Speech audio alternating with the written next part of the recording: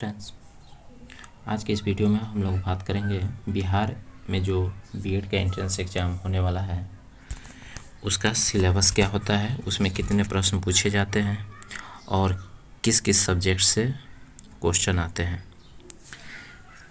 तो बिहार बीएड जो entrance exam होता है उसमें 120 प्रश्न पूछे जाते हैं, एक एक नंबर के होते हैं और वैकल्पिक प्रश्न होते हैं। प्रत्येक प्रश्न के लिए 4 विकल्प दिए गए रहते हैं, उसमें जो सही ऑप्शन होता है उसको चुनना रहता है। और ये 120 प्रश्न जो होते हैं 5 सब्जेक्ट से पूछे जाते हैं, जिसमें से अगर जनरल इंग्लिश एंड कम्प्रीहेंशन की बात करें तो 15 प्रश्न हो जाए हैं 15 नंबर के। जनरल हिंदी की बात की जाए तो ये भी 15 प्रश्न होते हैं। लॉजिकल एंड एनालिटिकल रीजनिंग जो होता है वह 25 मार्क्स का होता है, 25 क्वेश्चन होता है। जनरल अवेयरनेस की बात की जाए तो इससे 40 क्वेश्चन होता है। और पांचवा है teaching learning environment in school, इससे भी 25 क्वेश्चन होते हैं और 25 मार्क्स के होते हैं। तो इस तरह से मिला के ये टोटल 120 प्रश्न होते हैं। अगर हम लोग बात करें कि जनरल इंग्लिश एंड कम्प्रीहेंशन में क्या क्या टॉपिक रहता है तो उसमें फिल इन द ब्लैंक्स होता है, साइनो एंटो होता है, आइडम्स एंड फ्रेजेज होते हैं, स्पेलिंग एरर्स भी रहता है, वन वर्ड सब्स्टिट्यूशन भी रहता है। हिंदी की बात करें तो हिंदी से बहुत ईजी रहता है, संधि या समास हो सकता है, उपसर्ग और प्रत्यय भी हो सकता है, रस छंद अलंकार इससे बहुत कम क्वेश्चन होता है, कभी कभी तो नहीं रहता है। मुहावरे और लोकोक्तियाँ इससे प्रश्न रहता है। अनेक शब्दों के लिए एक शब्द ये भी रहता है। गद्यांश एक रहता है, रिक्त स्थानों की पूर्ति करे रहता है, व्याकरण रहता है और परवाची विपरीतार्थक ये बहुत इजी होता है, इससे प्रश्न रहते हैं।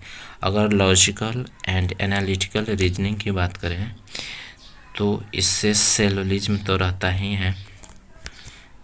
उसके बाद स्टेटमेंट एंड आर्गूमेंट्स भी रहता है, स्टेटमेंट एंड एजम्पशंस रहते हैं, statement and course of action होता है, स्टेटमेंट एंड कंक्लूजन्स होता है, डेराइविंग कंक्लूजन होता है, असर्शन एंड रीजन्स होता है, अब पंच लाइन्स होता है।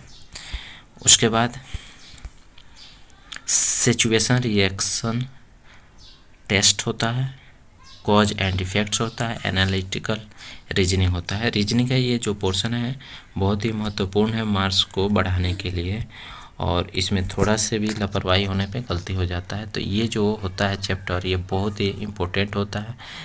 इसमें तो ये चारों जो है वो लगता सेम है, तो इसको बिना पढ़े एग्ज़ाम देना मूर्खता होगी।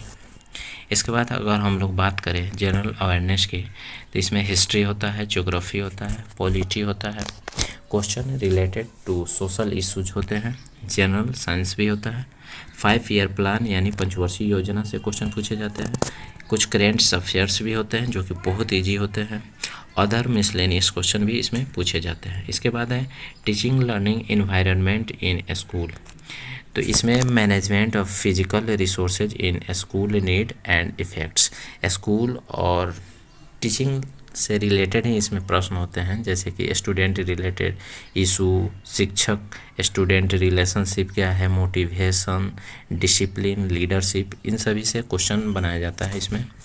टीचिंग एंड लर्निंग प्रोसेस क्या होता है, आइडियल टीचर किसे कहते हैं, effective teaching, handling of student, student को कैसे हैंडल करना है, क्लासरूम में कम्युनिकेशन से संबंधित प्रश्न रहता है।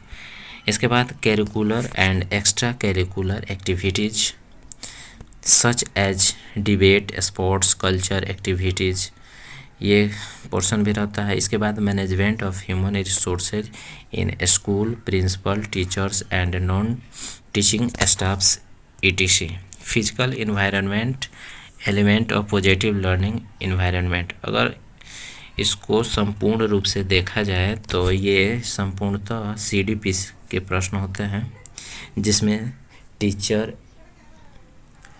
स्टूडेंट और विद्यालय से संबंधित वातावरण से क्वेश्चन होता है। विद्यालय में स्टूडेंट के प्रति टीचर की क्या भावना होती है, इन सभी से होता है। जो लोग सीटेट का तैयारी किए हुए हैं उनके लिए ये पोर्शन बहुत ही ईजी हो जाता है। इसके बाद थोड़ा थोड़ा इसमें हेल्प कर सकते हैं हम लोग भी, और बहुत ही आसानी से इसमें 80+ मार्क्स तो लाया जा सकता है। अगर गवर्नमेंट कॉलेज लेना है तो 110+ मार्क्स बच्चे लाते हैं, क्योंकि बहुत बच्चे होते हैं जो गवर्नमेंट कॉलेज नहीं मिलने पे एडमिशन नहीं लेते हैं और फिर अगली बार देते हैं। तो ऐसे ऐसे लोगों का 105+, 110+ आता है और ये लोग गवर्नमेंट कॉलेज को प्राप्त करते हैं। बाकी लोग प्राइवेट कॉलेज या अर्ध सरकारी कॉलेजों में एडमिशन लेते हैं। तो ये था प्रवेश परीक्षा का प्रारूप। धन्यवाद।